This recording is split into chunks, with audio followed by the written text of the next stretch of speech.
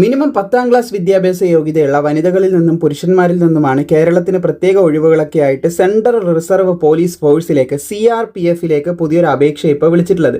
CRPFിൻ്റെ പുതിയ അപേക്ഷയാണ് നിലവിൽ ഇപ്പോൾ സ്റ്റാർട്ട് ചെയ്തിട്ടുള്ളത്. കോൺസ്റ്റബിൾ പോസ്റ്റിലേക്കുള്ള അപേക്ഷയാണ്. Technical and tradesman and pioneer പോസ്റ്റിലേക്കുള്ള അപേക്ഷയാണ്. 2026 മെയിൽ ആൻഡ് ഫീമെയിൽസിന് അപേക്ഷിക്കാൻ പറ്റുന്ന നോട്ടിഫിക്കേഷനാണ് ഇപ്പോൾ സ്റ്റാർട്ട് ചെയ്തിട്ടുള്ളത്. CRPFിൻ്റെ വെബ്സൈറ്റ് വഴിയാണ് നമ്മൾ ഇതിന് അപേക്ഷിക്കേണ്ടത്. അപേക്ഷിക്കേണ്ട ലാസ്റ്റ് ഡേറ്റ് ആയിരിക്കുകയാണ് ഏകദേശം 20/4/2026 അപേക്ഷ തുടങ്ങിയത്. 19/5/2026 വരെ നിങ്ങൾക്ക് അപേക്ഷിക്കാൻ സാധിക്കും. ഇതിന് ആദ്യം നടക്കുന്നത് ഫിസിക്കൽ ആണെന്ന് ശ്രദ്ധിച്ചിരിക്കുക. ഫിസിക്കൽ ടെസ്റ്റ് നടക്കും, പിന്നെയാണ് നമുക്ക് റിട്ടൺ ടെസ്റ്റ് നടക്കുന്നതെന്ന് ശ്രദ്ധിച്ചിരിക്കുക. സോ ഈ ഒരു റിട്ടൺ ടെസ്റ്റിന് ആവശ്യമായിട്ടുള്ള പഠിക്കാനുള്ള മെറ്റീരിയലും കാര്യങ്ങളൊക്കെ നമ്മൾ ഉടനെ ലോഞ്ച് ചെയ്യുന്നതായിരിക്കും. അത് പെട്ടെന്ന് ആക്സസ് ലഭിക്കാനായിട്ട് നമ്മുടെ സ്റ്റോറിൻ്റെ വാട്സപ്പ് ലിങ്ക് നേരത്തെ ആയ ഡിസ്ക്രിപ്ഷനിലും അതുപോലെ കമൻറ്റ് ബോക്സിൽ പിൻ ചെയ്തിട്ടുമുണ്ട്. അതിൽ ജോയിൻ ചെയ്തിരുന്നാൽ മതി, അവിടെ നിങ്ങൾക്ക് ലഭിക്കുന്നതായിരിക്കും. അതുപോലെ തന്നെ ഈ റിട്ടൺ ടെസ്റ്റും കഴിഞ്ഞിട്ടാണ് നമുക്ക് ബാക്കിയുള്ള മെഡിക്കലും അതുപോലെ തന്നെ ഡോക്യുമെൻ്റ് വെരിഫിക്കേഷനും ഇതൊക്കെ നടക്കുന്നത്. DVയും അതുപോലെ തന്നെ MEയും DME ഒക്കെ നടക്കുക, ഡീറ്റെയിൽ മെഡിക്കൽ എക്സാമിനേഷൻ ഇതൊക്കെ നടക്കുന്നതെന്ന് ശ്രദ്ധിച്ചിരിക്കുക. ഇതാണ് ഇതിൻ്റെ ഒരു സെലക്ഷൻ്റെ ഘട്ടം എന്ന് പറയുന്നത്. സോ ഇതിൻ്റെ കംപ്ലീറ്റ് ഡീറ്റെയിൽസ് 1 by 1 ആയിട്ട് നമുക്ക് വളരെ പെട്ടെന്ന് തന്നെ ചെക്ക് ചെയ്യാവുന്നതാണ്. സോ ഇതിൻ്റെ ബേസിക് പേ സ്കെയിൽ പറയുന്നത് 21,700 മുതൽ 69,100 വരെയൊക്കെ ശമ്പളം ലഭിക്കും. 9,175 വേക്കൻസിയാണ് ഇപ്പോൾ നിലവിൽ ഇതിന് റിപ്പോർട്ട് ചെയ്തിട്ടുള്ളത് എന്നും കൂടി ശ്രദ്ധിച്ചിരിക്കുക. അതിൽ കേരളത്തിൽ നമുക്ക് റിപ്പോർട്ട് ചെയ്ത വേക്കൻസി ഇവിടെയായിട്ട് കാണാൻ സാധിക്കുന്നതാണ്. ഏകദേശം കേരളത്തിന് 304 വേക്കൻസി ആൺകുട്ടികൾക്ക് വേണ്ടി റിപ്പോർട്ട് ചെയ്തിട്ടുണ്ടെന്ന് ശ്രദ്ധിച്ചിരിക്കുക. അതുപോലെ തന്നെ പെൺകുട്ടികൾക്ക് കേരളത്തിന് വേണ്ടി റിപ്പോർട്ട് ചെയ്തിട്ടുള്ള വേക്കൻസിയിലേക്ക് നമ്മൾ കിടക്കുകയാണെങ്കിൽ ആകെ കേരളത്തിൽ റിപ്പോർട്ട് ചെയ്ത 2 വേക്കൻസീസാണ്. വാട്ടർ കരിയറും അതുപോലെ തന്നെ കേരളത്തിന് പിന്നെ റിപ്പോർട്ട് ചെയ്തൊരു പോസ്റ്റ് എന്ന് പറയുന്നത് ബ്രാസ് ബാൻഡുമാണ്. ഈ 2 പോസ്റ്റിലേക്കാണ് കേരളത്തിൽ പെൺകുട്ടികൾക്ക് വേണ്ടിയിട്ട് വേക്കൻസി റിപ്പോർട്ട് ചെയ്തിട്ടുള്ളതെന്ന് ശ്രദ്ധിച്ചിരിക്കുക. പിന്നെ മാസ് ആൻഡ് ഇലക്ട്രീഷ്യൻ എന്ന് പറയുന്ന പോസ്റ്റിൻ്റെ വേക്കൻസീസും ഇവിടെ റിപ്പോർട്ട് ചെയ്തതായിട്ട് നമുക്ക് കാണാൻ സാധിക്കും. അപേക്ഷിക്കാനായിട്ട് ഇന്ത്യൻ സിറ്റിസൺസ് എല്ലാവർക്കും തന്നെ അപേക്ഷിക്കാനായിട്ട് സാധിക്കുന്നതാണ്. പിന്നെ ക്വാളിഫിക്കേഷനും കാര്യങ്ങളിലേക്കെല്ലാം നമുക്ക് കിടക്കാം. ക്വാളിഫിക്കേഷനായിട്ട് പറഞ്ഞത് 21 വയസ്സ് മുതൽ 27 വയസ്സ് വരെയുള്ളവർക്ക് അപേക്ഷിക്കാൻ സാധിക്കുന്നതാണ്. 1/1/2026 ഇത് പ്രായം കണക്കാക്കുന്ന തീയതിയാണ് കേട്ടോ. ഈ ഒരു ഡേറ്റിനെ അടിസ്ഥാനപ്പെടുത്തിയാണ് പ്രായം വേണ്ടത്. 2/1/1999 1/1/2005 ഈ ഡേറ്റിലും ഇതിൻ്റെ ഇടയിലും ജനിച്ചവർക്ക് അപേക്ഷിക്കാൻ സാധിക്കുമെന്നാണ് പറഞ്ഞിട്ടുള്ളത്. ഈ ഡേറ്റോ അല്ലെങ്കിൽ ഇതിൻ്റെ ഇടയിലോ ജനിച്ചവർക്ക് അപ്ലൈ ചെയ്യാനായിട്ട് സാധിക്കുന്നതാണ്. അത് ഏതൊക്കെ പോസ്റ്റാണെന്ന് ഇവിടെ കൊടുത്തിട്ടുണ്ട്. ഈ പോസ്റ്റുകളിലേക്കാണ് അപേക്ഷിക്കാനായിട്ട് സാധിക്കുന്നത്. ബാക്കിയുള്ള എല്ലാ പോസ്റ്റിനും 18 to 23 വയസ്സ് വരെയാണ് അപേക്ഷിക്കാൻ സാധിക്കുന്നത്. 1/1/2026 തന്നെയാണ് പ്രായം കണക്കാക്കുന്ന തീയതി. കൃത്യമായി പറയുകയാണെങ്കിൽ 2/1/2003 അതുപോലെ 1/1/2008 ഈ ഡേറ്റിലും ഇതിൻ്റെ ഇടയിലും ജനിച്ചവർക്ക് അപ്ലൈ ചെയ്യാനായിട്ട് സാധിക്കുമെന്ന് പ്രത്യേകം ശ്രദ്ധിച്ചിരിക്കുക.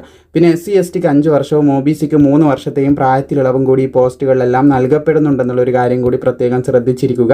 ഇനി നമുക്ക് ക്വാളിഫിക്കേഷനിലേക്ക് കിടക്കാം. ഡ്രൈവർ പോസ്റ്റ് ഉണ്ട്. ഓരോ പോസ്റ്റുകളാണ് കേട്ടോ നമ്മൾ നോക്കുന്നത്. മുകളിൽ നമ്മൾ എത്ര ഏജ് എന്നുള്ളത് കാണിച്ചിട്ടുണ്ടായിരുന്നല്ലോ. അപ്പോൾ എന്തായാലും നോട്ടിഫിക്കേഷനായി കൊടുക്കാം. എന്തായാലും നമുക്ക് ക്വാളിഫിക്കേഷൻ കൂടി ഒരു പോസ്റ്റിന് നോക്കാം. ഡ്രൈവറിലേക്ക് എഡ്യൂക്കേഷൻ ക്വാളിഫിക്കേഷൻ 10ാം ക്ലാസ് ആണ് പറഞ്ഞിട്ടുള്ളത്. അതിൻ്റെ കൂടെ തന്നെ ഹെവി വെഹിക്കിൾ ഓടിക്കാനുള്ള ഡ്രൈവിംഗ് ലൈസൻസ് ആയിട്ട് ചോദിക്കുന്നത് കാണാൻ സാധിക്കുന്നതാണ്. ഡ്രൈവിംഗ് ലൈസൻസ് കൂടി ആവശ്യമാണെന്ന് ശ്രദ്ധിച്ചിരിക്കുക. പിന്നെ മെക്കാനിക് മോട്ടോർ വെഹിക്കിളാണ്. 10ാം ക്ലാസ് ഉണ്ടായിരിക്കണം. 10ാം ക്ലാസ് 10+2 സിസ്റ്റത്തിലാണ് കേട്ടോ പറഞ്ഞിട്ടുള്ളത്. മെട്രിക്കുലേഷൻ മിനിമം 10ാം ക്ലാസ് ആണ് പറഞ്ഞിട്ടുള്ളത്. മിനിമം മെട്രിക്കുലേഷൻ 10ാം ക്ലാസ് വേണം. അതിൻ്റെ കൂടെ ടെക്നിക്കലായിട്ട് 2 വർഷത്തെ ITI സർട്ടിഫിക്കറ്റ് ചോദിക്കുന്നുണ്ട്. മെക്കാനിക്കൽ മോട്ടോർ വെഹിക്കിളിലാണ് ചോദിച്ചിട്ടുള്ളതെന്ന് ശ്രദ്ധിച്ചിരിക്കുക. അല്ലെങ്കിൽ നാഷണൽ ഓർ സ്റ്റേറ്റ് അപ്രൻറ്റീഷിപ്പ് ചെയ്തിട്ടുണ്ടെങ്കിലും apprenticeship certificate in mechanical motor വെഹിക്കിളുണ്ടെങ്കിലും അങ്ങനെ അപേക്ഷിക്കാം. ഇനി മിനിമം 10ാം ക്ലാസ് മാത്രമുള്ള അപേക്ഷിക്കാൻ പറ്റുന്ന പോസ്റ്റുകളാണ് മറ്റുള്ളതെല്ലാം. എഡ്യൂക്കേഷൻ അതായത് ഇതിൽ പറയാത്ത ഇനി ബാക്കിയുള്ള എല്ലാ പോസ്റ്റുകളും അപേക്ഷിക്കാനായിട്ട് മിനിമം നിങ്ങൾക്ക് 10ാം ക്ലാസ് മാത്രം മതി എന്ന് ശ്രദ്ധിച്ചിരിക്കുക. 10ാം ക്ലാസ് മതി.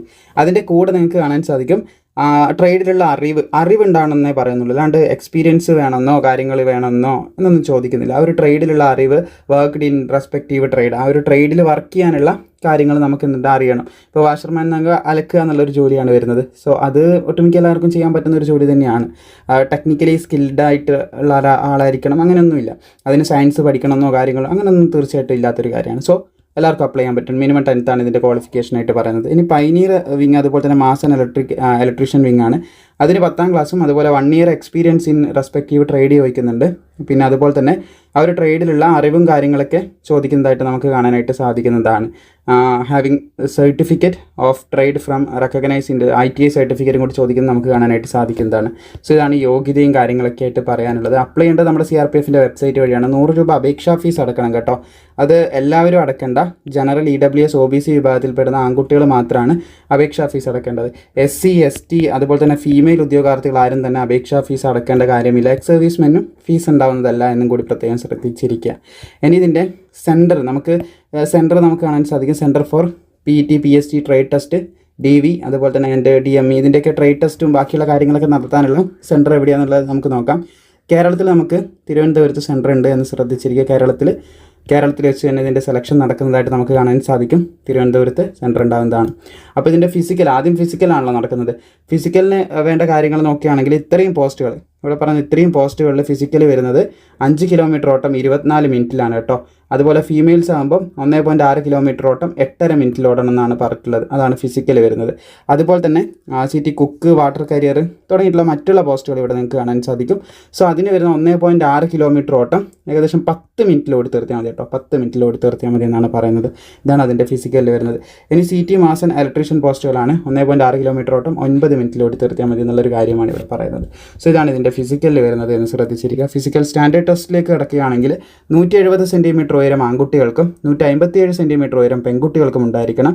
അതുപോലെ തന്നെ ST ഉദ്യോഗാർത്ഥികളാകുമ്പോൾ 162 സെൻറ്റിമീറ്ററാണ് പറയുന്നത്. 162.5 നിങ്ങൾക്ക് ഇവിടെ കാണാം ആൺകുട്ടികളുടേതും. പെൺകുട്ടികൾക്ക് 150 സെൻറ്റിമീറ്ററുമാണ് ഹൈറ്റ് പറഞ്ഞിട്ടുള്ളത് എന്ന് ശ്രദ്ധിച്ചിരിക്കുക. അപ്പോൾ ഇതൊക്കെയാണ് ഇതിൻ്റെ പ്രധാനപ്പെട്ട കാര്യങ്ങളായിട്ട് പറയാനുള്ളത്. ആൺകുട്ടികൾക്ക് 80 സെൻറ്റിമീറ്റർ ചെസ്റ്റ് വേണം, 5 സെൻറ്റിമീറ്റർ ചെസ്റ്റ് എക്സ്പാൻഡ് ചെയ്യാൻ പറ്റിയിരിക്കണം. അപ്പോൾ ഇതാണ് ഇതിൻ്റെ സെലക്ഷൻ്റെ പ്രധാന ഘട്ടങ്ങളും കാര്യങ്ങളായിട്ട് പറയാനുള്ളത്. പിന്നെ ഇതിന് എക്സാമിനേഷൻ്റെ ഡീറ്റെയിൽസ് ആണ്. ഇത് നമ്മുടെ SSCൻ്റെ ഏകദേശം ഒരു സെയിം സിലബസിലാണ് വരുന്നത്. അപ്പോൾ ഇതിന് പഠിക്കാൻ ആവശ്യമായിട്ടുള്ള മെറ്റീരിയൽ നമ്മൾ താഴെ ക്രിയേറ്റ് നമ്മുടെ ജസ്റ്റ് ഒന്ന് കമൻറ്റ് ബോക്സ് നോക്കിയാൽ മതി. അവിടെ ലിങ്ക് പിൻ ചെയ്തിട്ടുണ്ട്. അതിൽ ജോയിൻ ഇരുന്നാൽ മതി. അവിടെ നമ്മൾ അപ്ഡേറ്റ് ചെയ്യുന്നതായിരിക്കും. CRPF ട്രേഡ്സ്മാൻ സ്റ്റഡി മെറ്റീരിയൽ നമ്മളവിടെ അപ്ഡേറ്റ് ചെയ്യുന്നതായിരിക്കും. അപ്പോൾ പരീക്ഷയും കഴിഞ്ഞാലാണ് നമുക്ക് ട്രേഡ് ടെസ്റ്റ് വരുന്നത്. ട്രേഡ് ടെസ്റ്റ് എന്ന് പറയുമ്പോൾ നമ്മളിപ്പോൾ ഡ്രൈവറിന് അപ്ലൈ ചെയ്യുന്നൊരു വ്യക്തിയാണെങ്കിൽ നമ്മൾ ഡ്രൈവ് ചെയ്ത് കാണിച്ചു കൊടുക്കണം. നമുക്കത് പറ്റും എന്നുള്ളത് കാണിച്ചു കൊടുക്കണം. അതാണ് ട്രേഡ് ടെസ്റ്റിൽ വരുന്നത്. അങ്ങനെ ട്രേഡ് ടെസ്റ്റും കഴിഞ്ഞ് നമ്മൾ പോവുകയാണെങ്കിൽ നമ്മുടെ ഡോക്യുമെൻറ്റ് വെരിഫിക്കേഷൻ ഉണ്ടാവും. ഡോക്യുമെൻറ്റിന് നമ്മൾ എന്ത് ചെയ്യണം, എല്ലാവിധ നമ്മുടെ സർട്ടിഫിക്കറ്റ് കാര്യങ്ങളൊക്കെ ഡോക്യുമെൻറ്റ്സ് ഒക്കെ നമ്മൾ എന്ത് ചെയ്യണം, തിരുവനന്തപുരത്ത് പോയി വെരിഫൈ ചെയ്യേണ്ടി വരും. പിന്നെ ഡീറ്റെയിൽ മെഡിക്കൽ എക്സാമിനേഷൻ ഉണ്ടാവും. അതും നമുക്ക് ആ ഒരു ഡോക്യുമെൻറ്റ് വെരിഫിക്കേഷൻ്റെ കൂടെ തന്നെയാണ് നടത്താൻ സാധ്യത. അതും നമ്മൾ തിരുവനന്തപുരത്ത് പോയിട്ട് നമ്മുടെ എല്ലാവിധ സർട്ടിഫിക്കറ്റും കാര്യങ്ങളൊക്കെ വെരിഫൈ ചെയ്യേണ്ടതായിട്ടുണ്ട് എന്ന് ശ്രദ്ധിച്ചിരിക്കാം. പിന്നെ എക്സാമിനേഷൻ്റെ അതായത് മെഡിക്കലിൻ്റെ ഐസൈറ്റും കാര്യങ്ങളൊക്കെ കൃത്യമായിട്ട് കൊടുത്തിട്ട് ബെറ്റർ ആയിരിക്കണം. 6/6 ആണ് പറയുന്നത്. അത് കൃത്യമായിട്ടിരിക്കണം എന്നുള്ളത് പ്രത്യേകം തന്നെ പറയുന്നുണ്ട്. അപ്പോൾ മാക്സിമം എന്ത് ചെയ്യുക, ഇത് സുഹൃത്തുക്കളിലേക്ക് ഷെയർ ചെയ്യാം. അപ്പോൾ ഇതിൻ്റെ അഡ്മിറ്റ് കാർഡ് എന്ത് ചെയ്യും, റിലീസ് ചെയ്യുന്നതായിരിക്കും. അഡ്മിറ്റ് കാർഡ് റിലീസ് ചെയ്യുന്ന സമയത്ത് നമ്മൾ അപ്ഡേറ്റ് ചെയ്യാം. അപ്ലൈ ചെയ്യുന്ന എല്ലാവർക്കും തന്നെ എന്ത് ചെയ്യുന്നതായിരിക്കും, PT PSTക്കുള്ള അഡ്മിറ്റ് കാർഡ് റിലീസ് ചെയ്യുന്നതായിരിക്കും. അപ്പോൾ റിലീസ് ചെയ്ത് കഴിഞ്ഞാൽ ഷോർട്ട് ലിസ്റ്റ് ഒന്നുമില്ല, എല്ലാവർക്കും തന്നെ പങ്കെടുക്കാൻ സാധിക്കും. റിലീസ് ചെയ്ത് കഴിഞ്ഞാൽ നമ്മൾ എന്ത് ചെയ്യണം, അതിന് പോയിട്ട് അറ്റൻഡ് ചെയ്ത് അത് പാസ്സാവേണ്ടതായിട്ടുണ്ട് എന്ന് ശ്രദ്ധിച്ചിരിക്കുക.